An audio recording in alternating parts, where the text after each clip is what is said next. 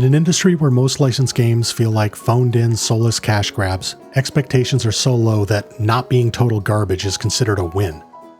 And if there's any franchise that proves how low that bar usually is, it's Alien. That is one big pile of shit. This series has been abused more than a dealership loaner car.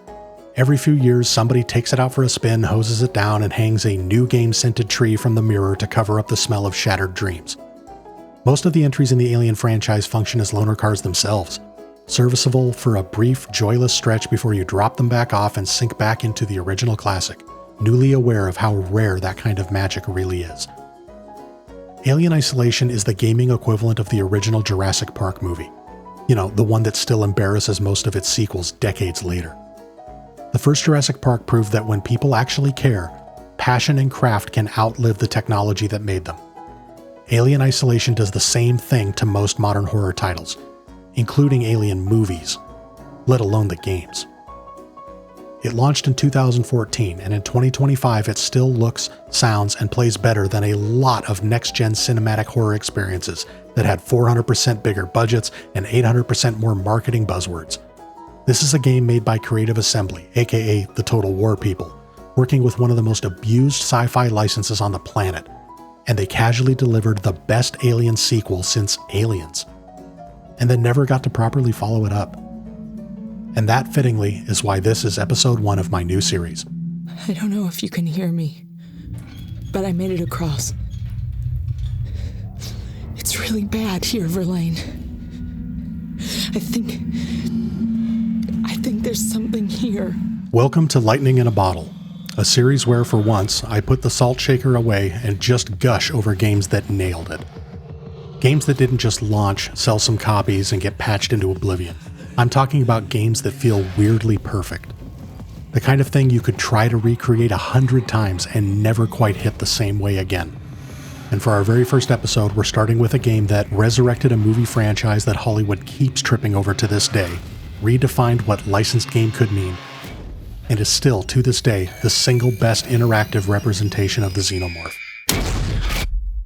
Today, we're talking about Alien Isolation, a survival horror game released on October 7th, 2014 by Creative Assembly and Sega, set 15 years after Ridley Scott's original Alien and decades before the movie Aliens. This game is the definition of lightning in a bottle. Before we really dig into Alien Isolation, we need to talk about why this franchise matters in the first place. Because none of this works if the original movie isn't a once-in-a-century freak accident of brilliance. When Ridley Scott released Alien in 1979, nobody really had a template for what he was doing. It wasn't just a sci-fi movie. It wasn't just a haunted house movie. It was this brutal little fusion of blue-collar space trucker drama, slow burn suspense, and full-on creature horror shot with the kind of visual discipline and sound design people usually reserve for serious cinema. Over time, critics went from, "What is this?" to, "Oh, this is one of the greatest and most influential science fiction and horror films ever made." The Library of Congress literally locked it into the National Film Registry as culturally and aesthetically significant. Visually, Alien rewired the genre. H.R. Giger's biomechanical nightmare designs gave us a creature and a world that felt genuinely other. Sleek, wet, and weirdly sexual in a way that still makes people uncomfortable decades later. That look didn't just define one movie. It set the tone for how we imagine hostile alien life, cyberpunk biotech, and industrial sci-fi for generations afterward. You can trace Giger's fingerprints all over modern genre art, movies, games, and concept design. And the wild part is, it's still not old news. Decades later, Alien keeps showing up near the top of greatest horror movies and best sci-fi films lists. AFI's 100 Years, 100 Thrills ranks it among the most thrilling American films ever made. Modern Horror Roundup still slot it in as a benchmark for tension. Best Alien movies of all time lists are still putting it at or near the top in 2025. This isn't nostalgia talking. This is a movie that still works right now if you put it in front of someone who's never seen it. It also reset the bar for character-driven horror. Ripley isn't a chosen one. She's not a superhero. She's not even framed as the protagonist from minute one. She's just the person who happens to be left standing after corporate greed and cosmic bad luck collide. That grounded, working class, we are absolutely not ready for this energy became a template that everything from The Thing to Event Horizon to modern elevated horror has borrowed from, whether they admit it or not. And here's the thing, nobody has ever matched it. James Cameron did the only sensible thing and pivoted hard with Aliens, turning horror into action horror, ramping it up with Marines, gunfights, and body count. It's a masterpiece in its own lane, but it is not trying to recreate the same vibe. After that, the series gets messy. Interesting at times, ambitious at others, but nothing that fully recaptures that original combination of slow dread, industrial grime, and you are completely outmatched terror. And that's why Alien Isolation is such a big deal. Because somehow, decades later, it's not a movie that finally comes closest to matching Alien. It's a video game.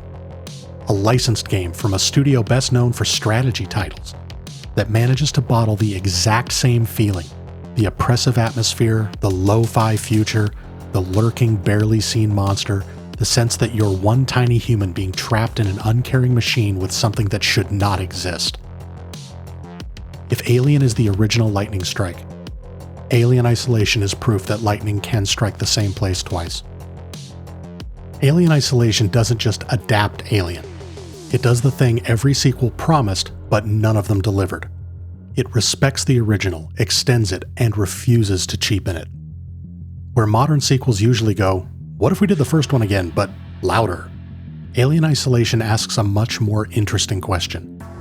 What if we took everything that made the original terrifying and made you the one stuck on that ship? It's not trying to be Aliens with endless pulse rifle ammo. It's not trying to be a Marvel movie with a Xeno cameo. This is a direct tonal sequel to Alien from 1979. A single, unstoppable creature aboard a failing industrial space platform where your best weapon is not a gun, it's self-control. And the crazy part? It isn't just a good licensed game. It's widely considered one of the best horror games ever made, still topping scariest horror games lists in 2025, over a decade after its release. So let's break down why this game works on so many levels. Graphics and lighting, story and canon, mechanics and AI, atmosphere and sound, and finally its legacy, including how a movie in 2024 even confirmed this game as canon. Now, before we jump into the praise, we need to appreciate the context that this game landed in. When Isolation was announced, the Alien IP in games was not in a good place. The big one just before it, Aliens Colonial Marines, was an unmitigated disaster, overhyped, messy, and famous for bait-and-switch demos versus the final game. So when Sega said, hey, here's another Alien game, most people reasonably responded, peddle your wares to someone else, you two-timing charlatan, I've had enough of you bastardizing my beloved franchise. Little did we know that Creative Assembly was approaching this game with the exact opposite energy of everyone else that had explored the IP. Instead of trying to recreate the power fantasy of Aliens, they pitched what Polygon called an anti-Aliens game. One alien, one player, a long, slow burn. No retcons, no space marines, no dual-wielding smart guns. They even said straight up they didn't want to rewrite what happened between Alien and Aliens. They wanted to fill the space between the movies in a way that felt authentic, not like fan fiction with a budget. And somehow, they pulled it off. Let's talk graphics, because this is the part that hits you immediately, even in 2025. Alien Isolation is what happens when a studio decides we're going to treat a 1979 movie like holy scripture. Creative Assembly didn't just eyeball some VHS screenshots. Fox literally gave them access to a 3 terabyte archive of production material from the original film, unreleased set photos, design documents, concept art. The art team took that, adopted the same lo-fi sci-fi philosophy that Ridley Scott used, and essentially built a new space station that feels like it could have existed right next door to the Nostromo. So what does that actually mean in game? It means chunky CRT monitors instead of razor-thin holograms, mechanical keyboards with physical buttons and clunky switches, analog readouts, smeared glass, low-res phosphor displays with that subtle CRT flicker. Pipes, wires, vents, everywhere. Nothing is smooth, nothing is clean. It's the future as imagined in the late 1970s. Industrial, greasy, and grimly functional. And then there's the lighting. This game's lighting design is absolutely outrageous for 2014, and honestly, still hangs with modern titles. You've got harsh overhead fluorescents buzzing like they're about to die, pools of light cutting through volumetric fog, emergency strobes turning entire hallways into rhythmically pulsing nightmares, and glowing green readouts casting this sticky hue all over your face as you nervously look at your motion tracker. What sells it isn't just the tech, it's the discipline. It never feels like the game is shouting RTX on at you. Instead, it uses darkness and contrast to control your attention. That distant corridor with one weak light, that's not just pretty, it's a stage. The Xeno might be there. Or worse, it might not be. And you're gonna have to walk down there either way. And, just like Ridley Scott did in the original Alien film, the art team loves to mess with your brain using shapes and silhouettes. Sevastopol is full of environmental details that almost read as a xenomorph if you catch them in your peripheral vision. Pipe clusters that curve like a tail, bundles of cabling that hang in the exact posture of a hunched creature, vent grates and shadows that line up for just a second into that iconic dome-headed outline. You're not just afraid of what's in the dark. You're constantly doing double takes on the walls themselves because the station keeps pretending to be the monster. It's visual gaslighting. The game weaponizes pareidolia so that even when you're technically alone, your brain keeps whispering, "That looked like it moved." People still comment even years later that the game feels lived in and truly authentic to the original film's look. And they're not wrong. It's a direct descendant of Giger's and Ron Cobb's production design, filtered through modern rendering without losing any of that analog grime. 10 years on, this isn't a game you say looks good for its age. It just looks good. Full stop. Now, we can't talk about this game without talking about the sound. Alien Isolation's audio team did such a good job they basically swept awards season. It won Best Audio at the Game Developers' Choice Awards and Audio Achievement at the BAFTAs, among others. The soundtrack by The Flight and Christian Henson isn't just spooky orchestral horror. It's designed to feel like an extension of Jerry Goldsmith's original film score, with sudden orchestral stabs when the alien drops out of a vent, long sparse stretches where all you hear is the ship groaning, and that sick, tense string work that kicks up during chases. Creative Assembly was so committed to getting the music correct, they even were able to source some of the original studio musicians that recorded the 1979 soundtrack for Alien. Now that is commitment. And while the score for this game is breathtaking, the real magic is in the ambient sound design. The creak of metal under stress as Sevastopol slowly dies, distant clanging that may or may not be the alien, the subtle ticking and whirring of retro tech, your own breathing when you're hiding, trying not to move. On top of that, the audio team plays the exact same mind game with your ears that the art team plays with your eyes. A ton of the industrial sounds on Sevastopol are tuned to sit right next to the Xeno's vocal range. Metal shrieks that sound just a little too much like a scream. Steam bursts that echo its hiss. Vents and doors that slam with this organic, almost bestial crunch. Half the session is you freezing in place because some random piece of machinery just made a noise that could absolutely be the alien. Or it could just being a dying air compressor. The game is constantly training you to ask, was that it, or was that the station? And then the game refuses to answer. It's subtle psychological warfare. The environment itself starts to feel complicit in hunting you, even in moments when the alien isn't actually nearby. And if you're a big enough alien nerd, there's one more absolutely evil little touch in the late game. Once you reach the deeper nest areas where the eggs and cocoon victims live, you can occasionally hear a very specific, very familiar roar mixed in with the ambient soundscape, the piercing shriek associated with the alien queen from Aliens. The game never shows her. No cutscene, no boss fight, not even a throwaway line of dialogue acknowledging her existence.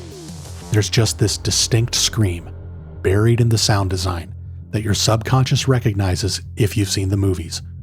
She's here, somewhere off screen. It works as a pure audio Easter egg. Nothing is ever spelled out, but the implication hangs over those final sections like a threat. You're not just in a nest full of drones. You're trespassing in her house.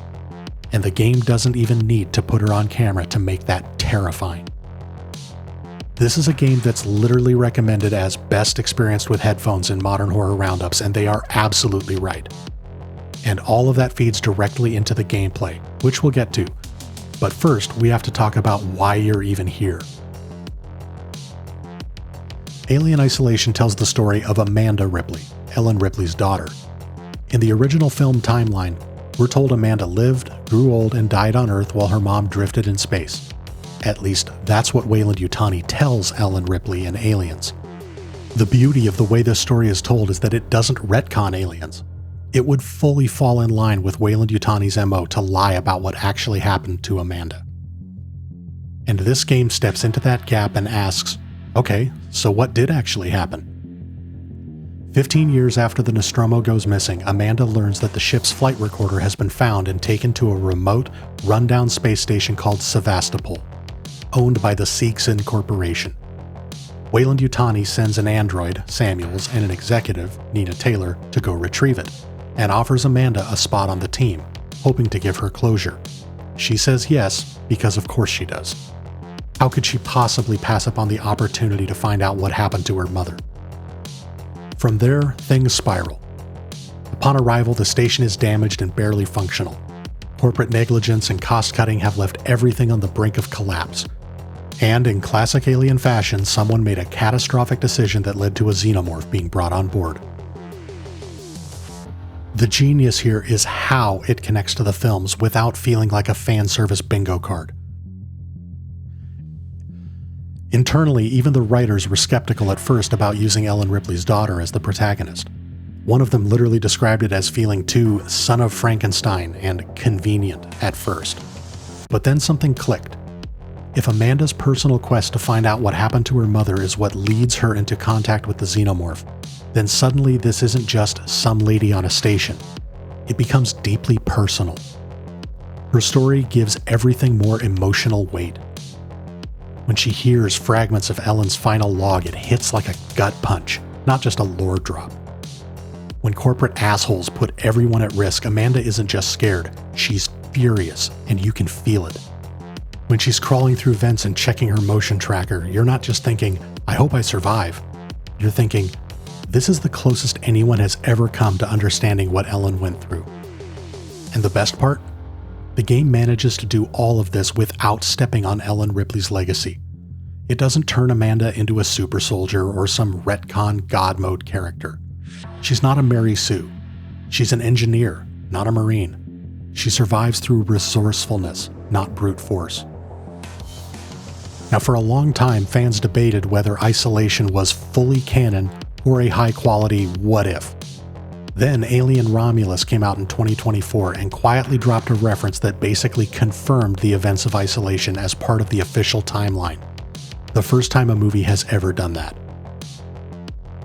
Now, regardless of my feelings about the movie Alien Romulus, this is huge, because it means the franchise itself acknowledges this game as a legitimate piece of the story. It also means Amanda's journey is now officially part of the Alien mythos. Sevastopol, the Anesidora, Apollo, these aren't side material anymore. They're real history in universe. And it's not just the canon bullet points that matter, it's the tone. Alien Isolation perfectly captures the atmosphere of the original film. Slow, methodical, paranoid, and deeply claustrophobic. But it also adds things that fit naturally into that world, like Seegson being a discount Walmart version of Weyland-Yutani, cutting corners and getting everyone killed for less money. That feels exactly like something that would exist in this universe. In other words, instead of ruining the canon, this game stitches it together more tightly. Now we get to the heart of it. Mechanics. Alien Isolation made one crucial design decision that every other Alien game should have carved into stone. You do not get to kill the Xenomorph. Not with a secret weapon, not with a QuickTime event, nothing. This is a survival horror game in the purest sense. Your relationship with the alien isn't enemy, it's apex predator to your very fragile meat snack. Yes, you eventually get tools that can fend it off, a flamethrower, some makeshift gadgets, but those aren't win buttons. They're buy 3 more seconds of life buttons. But even then, there are caveats. Fire makes it retreat, but the alien remembers that you used it. Loud distractions might draw it away, but they also make it more alert in future encounters. And if it sees you, truly sees you, 99.9% of the time the conversation is over. This is the part that feels truly faithful to the original film. In Alien, the crew doesn't fight the creature, they survive it. Barely. Every encounter is desperate, improvised, and deeply unfair. That's what this game captures. And because you can't just clear an area of threats, every return trip through a corridor you've already visited is still a small horror story. You never feel done with a section. You're just passing through while the shark is still in the water. The Xenomorph in Alien Isolation isn't just a fancy animation that teleports behind you on a timer. Under the hood, Creative Assembly built a beast that still gets studied in AI design talks today. The way they accomplish this is by using 2 different AI brains. The first is the alien's behavior tree. This is the moment-to-moment AI. It decides how it moves through the environment, whether it's crawling in vents or walking the halls, how it checks hiding spots, reacts to noise, and investigates movement. The second brain is what they call the Director AI. This is the evil dungeon master behind the scenes. It doesn't directly control the alien like a puppet. Instead, it feeds it hints, general directions, areas to patrol, locations to investigate. The Director AI always knows exactly where you are, but it only gives the alien limited awareness to keep you from feeling cheated. The result is that the Xenomorph feels horrifyingly unpredictable, but never random in a cheap way. It might drop out of a vent behind you because the Director decided you've been safe for too long. It might repeatedly check a specific room because you hid there last time and made too much noise. It might suddenly change routes and cut you off because the Director wants to raise the tension. It is not a scripted monster. It's a systemic predator. And here's the genius bit. The game doesn't just escalate difficulty by giving the alien more health or more damage. It escalates by letting the AI learn your habits and by giving it more information about where you tend to be. By the time you're deep into the game, the creature feels scarily omnipresent, not because it's cheating, but because the AI is tuned to make you feel relentlessly hunted. It's easily one of the best implementations of an enemy AI in any horror game, period. Now, all of that would be unbearable if you had no way to read the situation. You can't outfight the alien, you can't predict it, and you can't rely on scripted patterns. So the game has to give you something, some tiny sliver of information to cling to, and Alien Isolation delivers in the most sadistic way possible. It hands you a tool that feels like a lifeline on the surface, but the more you use it, the more you realize it's also quietly trying to get you killed. The motion tracker is your best friend, your worst enemy, and your loudest snitch. On paper, it's your lifeline. In a game where the alien is unscripted and can literally drop out of the ceiling at any moment, having a little handheld radar feels like the only shred of control you have left. You can see movement in a cone in front of you, gauge roughly how far away something is, and decide whether you've got the time to move or if you should become one with the nearest locker. In practice, though, the motion tracker is a weaponized anxiety machine. First, there's the sound. Every time you whip it out, that familiar ping echoes through whatever cramped little coffin of a room you're hiding in.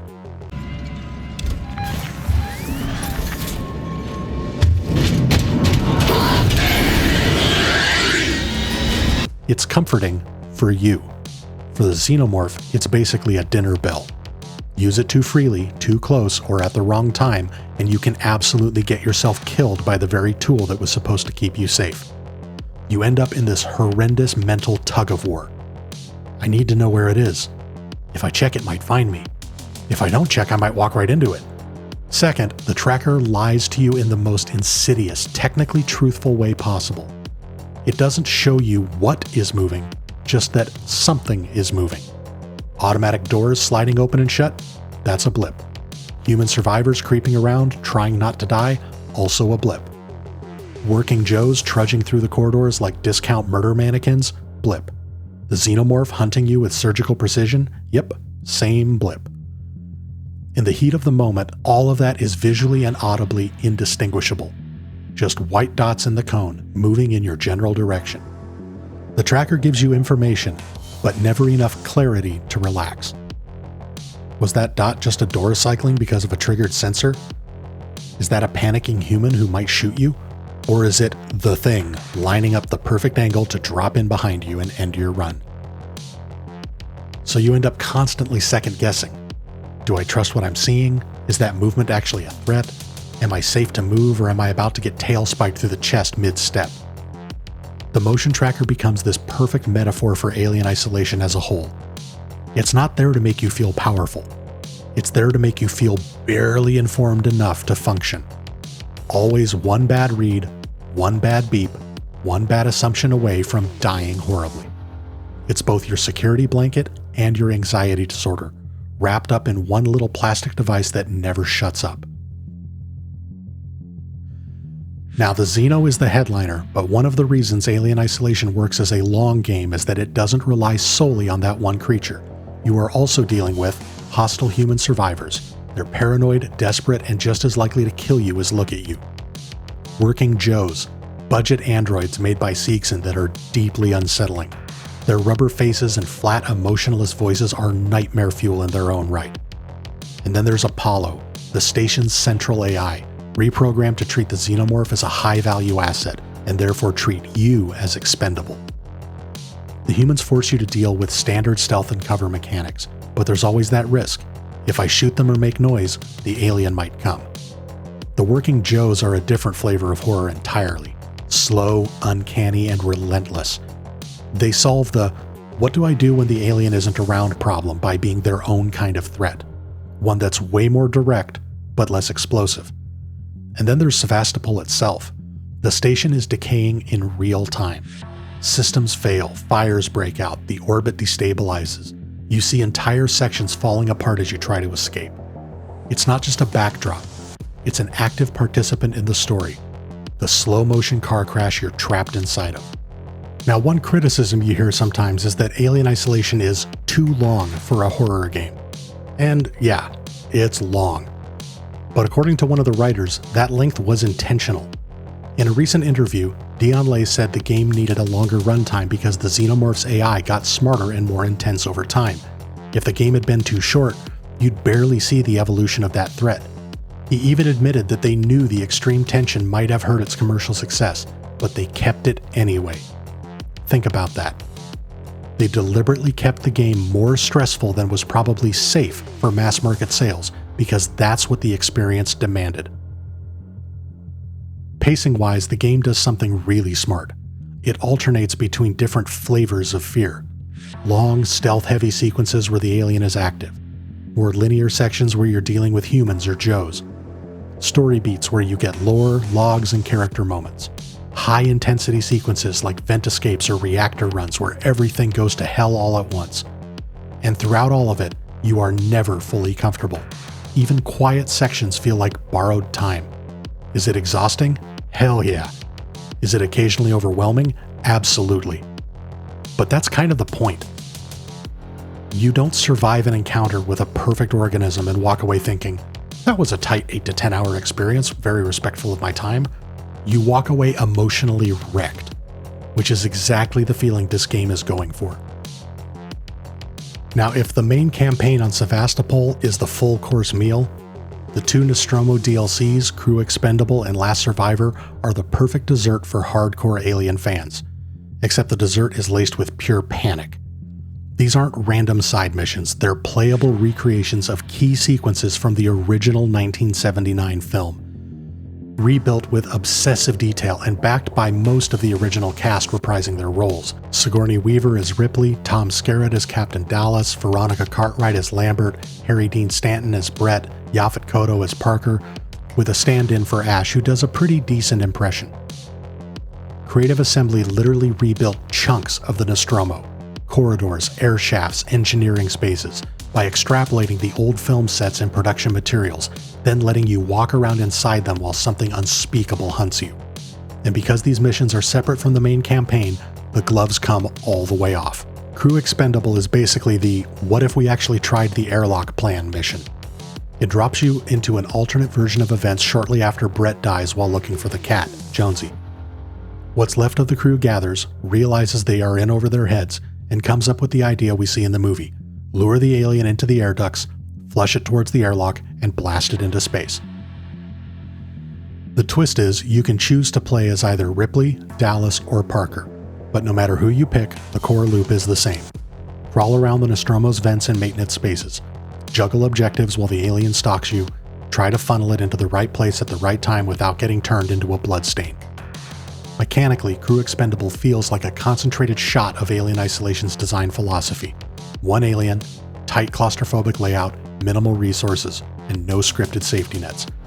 The fact that you're hearing the original cast arguing, planning, and panicking around you is what makes it feel like the perfect fan dessert. It's short, it's focused, and it's the closest you're ever going to get to stepping into that part of the movie and seeing how doomed that plan really was. And then, just when you think that's as intense as it gets, the game casually says, "Okay, cool, now you get to do the ending of the movie." This brings us to Last Survivor, which is where things go truly sadistic in the best and most masochistic way. This DLC picks up right at the film's climax. You're playing as Ellen Ripley. Parker and Lambert are still alive, for about 30 seconds. You hear their final moments over the intercom, the panic, the screams, the sudden silence. By the time you reach them, their bodies are already slumped on the deck, and it's official. You are the last one alive. From there, your to-do list is brutally simple. 1. Set the Nostromo to self-destruct. 2. Get to the shuttle and launch. That's it. No side quests, no detours. You initiate the emergency destruct system and suddenly you're living the third act of Alien in first person. Klaxons and warning sirens are screaming in your ears. Red and yellow emergency lighting turns every corridor into a pulsing nightmare. Steam blasts from ruptured pipes, filling hallways with a blinding fog. The ship is physically coming apart around you. Oh, and you've got 5 minutes to reach the shuttle before the whole ship goes up. The game actually gives you that hard time limit once the self-destruct is active, mirroring the countdown from the film but condensing it into a concentrated sprint. On paper, that sounds almost empowering. Run fast, be the hero. In practice, it is absolutely horrifying. Because unlike a lot of games with timers, this one doesn't just turn the alien off out of pity. The Xenomorph is fully active during your escape run, and it feels even more aggressive here than in the late game campaign. It drops out of vents more often, it cuts across your path unpredictably, it punishes hesitation and recklessness with equal enthusiasm. The layout is tighter than Sevastopol, the pressure is higher, and you don't have the luxury of slowly feeling out patrol patterns. You're sprinting through corridors you recognize from the film, half blind from steam, trying to follow the path to the shuttle while constantly flicking up the motion tracker for a split-second read, knowing full well that the beeping might save you, or it might give away your position and get you murdered in the last 30 seconds of the run. It's sickly satisfying in this really specific masochistic way. The main campaign trains you over dozens of hours to respect the alien, to move carefully, to think before you act. Last Survivor then takes all that conditioning and throws you into a 5-minute go now or die gauntlet where every skill you learned has to fire on instinct. And the best part? There's no big final boss showdown, no heroic turret sequence, no rocket launcher moment. If you make it, you just leave. You hit the controls, the shuttle launches, and you get the quiet, eerie postscript. It's completely in line with the film and totally at odds with modern game design trends, which is exactly why it works. Now, we talked about the art style earlier, but it's worth talking about how well this game aged technically. Alien Isolation has been ported to basically everything at this point. PC and last-gen consoles, Mac and Linux in 2015, Nintendo Switch in 2019, Android and iOS in 2021, cloud services like Amazon Luna, and it still looks shockingly good everywhere. Why? Because the graphics aren't chasing ultra-realistic faces or open-world vistas that age horribly the second the technology moves on. Instead, it leans on strong art direction, controlled environments, strategic use of light and shadow, and physically grounded materials and surfaces. You can boot this game up now, crank it to high settings, and it just works. No PS2 faces, no uncanny plastic skin. Just metal, plastic, glass, fog, and one very, very angry space lizard. And if you're brave, or stupid, enough to play with a VR mod on PC, the visual design even holds up there too. It's not just pretty, it's coherent. Everything great about Alien Isolation comes back to one thing. Creative Assembly actually understood what made the original film work. In developer diaries and interviews, the team talks about anchoring the project on the idea of one alien, one player, one space. Studying the original film's pacing, camera work, and sound design. Designing the station architecture to feel functional and industrial rather than sci-fi cool. And treating the alien as an unscripted presence, not a boss fight with a health bar. Fox Studios trusted them enough to hand over that massive archive of reference material, and the team took it seriously. And it shows. This doesn't feel like a game made by people who thought, yeah, I kind of remember that movie from cable. It feels like it was made by people who wore out their copies of the VHS by studying them frame by frame. When Alien Isolation launched in 2014, the reaction was complicated in the most interesting way. On paper, it did well. Most outlets landed in that good to great band. The Metacritic score sits around 79 to 81 depending on platform. Generally favorable, with the majority of critics praising the atmosphere, visuals, and sheer tension, and a smaller but loud group calling it too long, too punishing, or too repetitive. Sales told a similar story. Sega reported over 1 million copies sold by January 2015, and more than 2.1 million by March in Europe and the US. Solid numbers, but still below the publisher's expectations. In hindsight, members of the team have openly acknowledged that the game is too scary for a lot of people, and that they probably could have sold more if they toned it down, and then immediately followed that with, and we're glad we didn't. So you've got this weird launch moment. Critics generally positive, sales respectable but not explosive, and a horror game that might have been too uncompromising for the mainstream. That alone would have been enough to give Alien Isolation a cult trajectory. But then there's the thing that turned the legacy into a full-blown narrative. The IGN 5.9 review. In the middle of all those 8s and 9s, IGN dropped a 5.9 out of 10 and stamped the game mediocre on its scale. Reviewer Ryan McCaffrey called the game disappointing despite admitting it looks and sounds exactly like an Alien experience, and criticized the length, the unforgiving difficulty, and the alien's unpredictable AI turning the game into an exercise in frustration. On its own, that's just one review. But in 2014, IGN wasn't just one review. It was the loudest megaphone in the industry.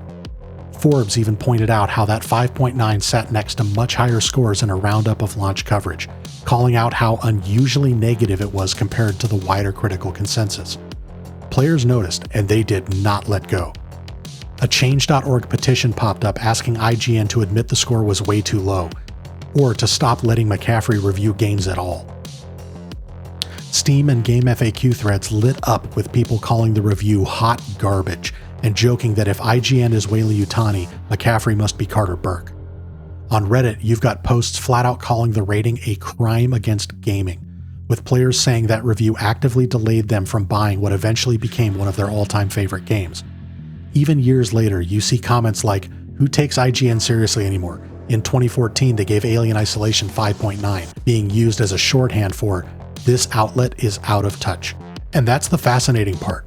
The review did not hurt the game's legacy. If anything, it hurt IGN's.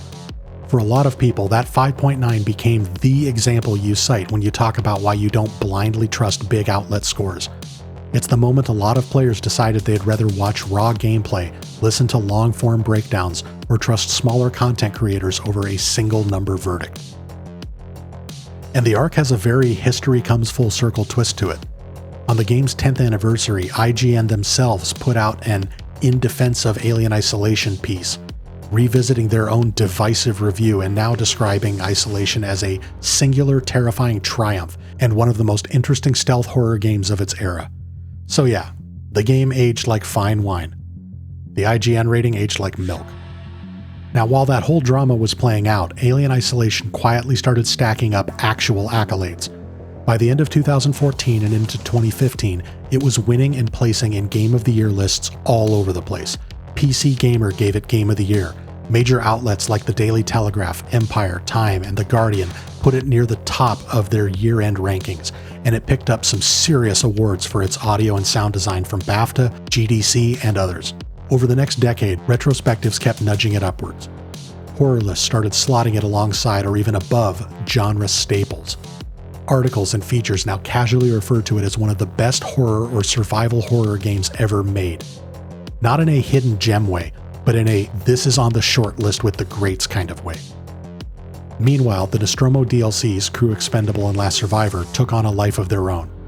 They are constantly singled out in articles and fan discussions as some of the most movie-authentic content you can play.